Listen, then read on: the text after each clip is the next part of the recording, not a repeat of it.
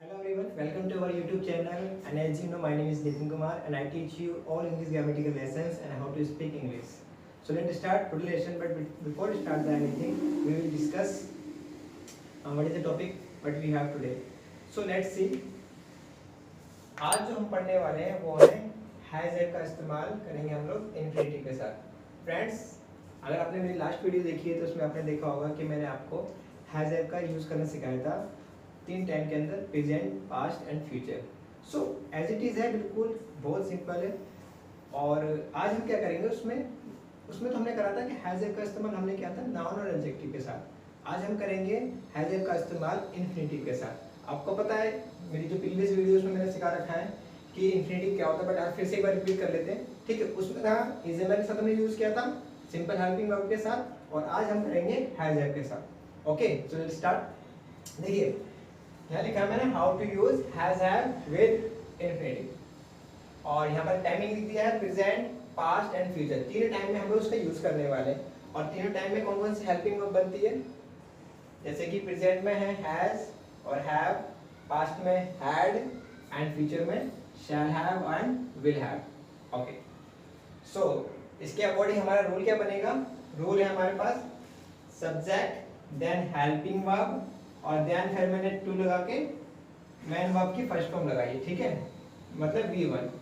और इसको क्या बोलते हैं हम लोग, इन्फिनिटिव. मींस जब हेल्पिंग वर्ब के बाद टू के साथ मेन वर्ब लग जाती है तो वो इन्फिनिटिव हो जाता है. ओके, सो अब यहाँ पर देखिए इसे यहाँ लिखा हुआ है हेल्पिंग वर्ब लिखा हुआ है.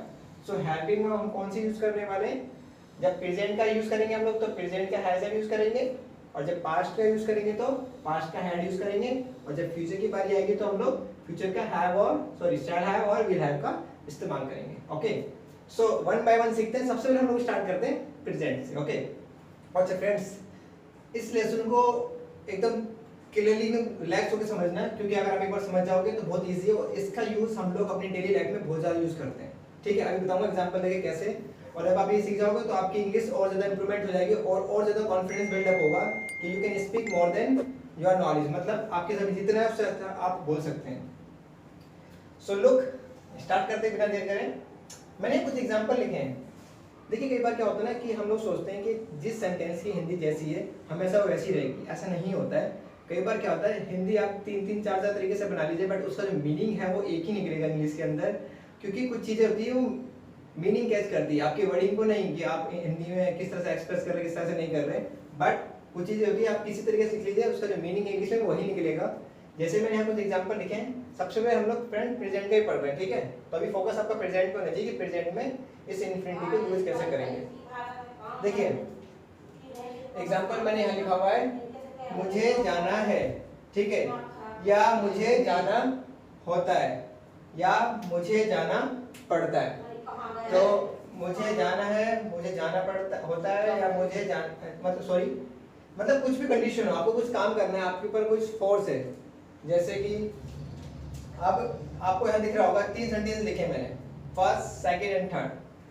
अगर मैं इनको ट्रांसलेट करूं या फिर इनका मीनिंग निकालूं तो एक ही होगा.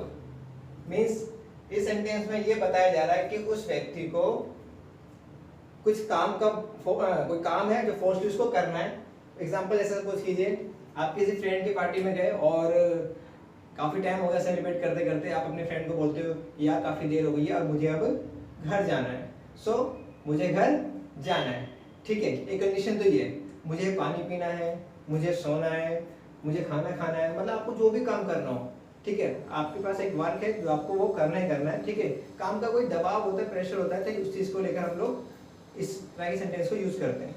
सेकंड चीज़, जैसे मान लीजिए कई बार कुछ लोग होते हैं, 2 आदमी होते हैं, आपस में बात कर रहे होते हैं कि भाई साहब अब क्या करें, घर चलाना तो काम पे तो जाना होता है, काम पे तो जाना होता है, काम पे जाना पड़ता है.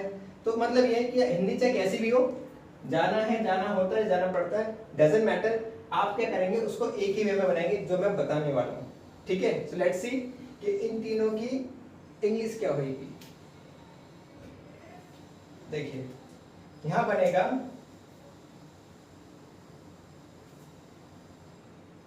यहाँ लिखेंगे हम लोग आई हैव टू गो.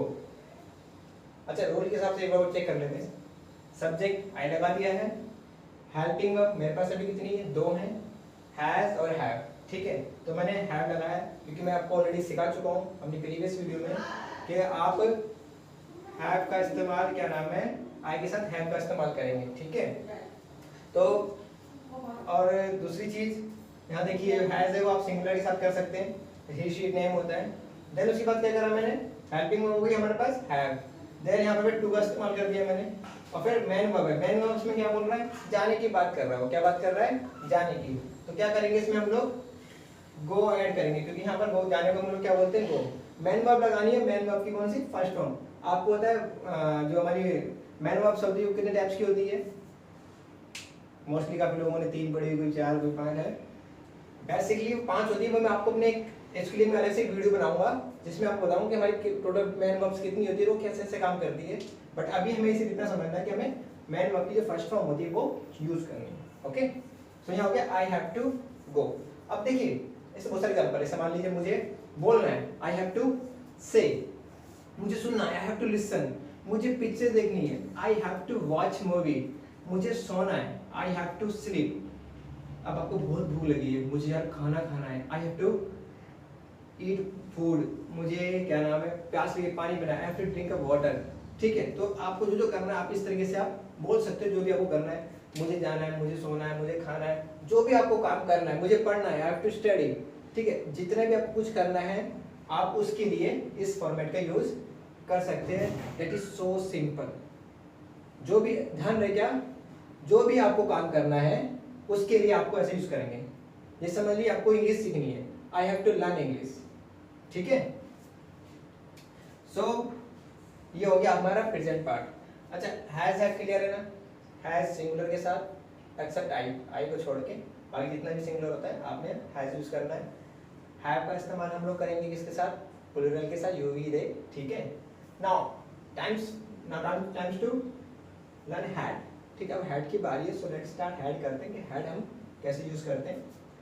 ये भी बहुत सिंपल है, आपको पता है हर बार मैं आपको ऐसी कोई ट्रिक्स देता हूँ कि आप कंफ्यूज नहीं हो। जिससे क्या होता है, एक बार बहुत बड़ा लेक्चर या बहुत बड़ा format and rule and regulation से क्या होता है, माइंड ना पजल होने लगता है कि नहीं गाइस।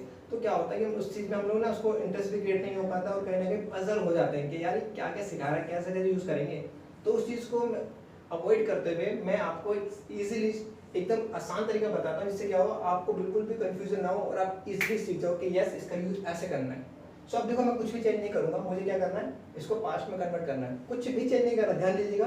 अब मैं क्या करने वाला, देखो यहाँ लिखा है मुझे जाना होता है, अब मैं लिखूंगा मुझे जाना था या मुझे जाना पड़ा, ठीक है।